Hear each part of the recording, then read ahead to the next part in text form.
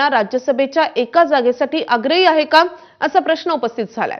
कारण आदित्य ठाकरेंनी एक पोस्ट केलेली आहे आणि त्यामुळे अशी शंका उपस्थित होतीये। राज्यसभेच्या जागेबाबत अद्याप कोणताही निर्णय झालेला नाहीये। मवियाचे नेते एकत्र बसून निर्णय घेतील असं आदित्य ठाकरेंनी त्यांच्या या पोस्टमध्ये म्हटलंय।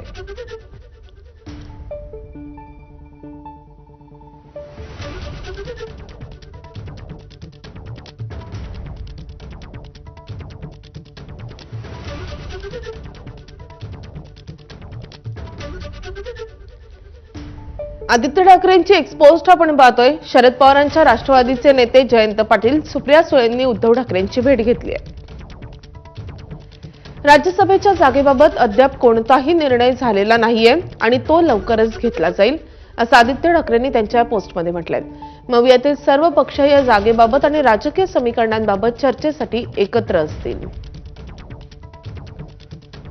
असंही आदित्य ठाकरेंनी नमूद केलंय।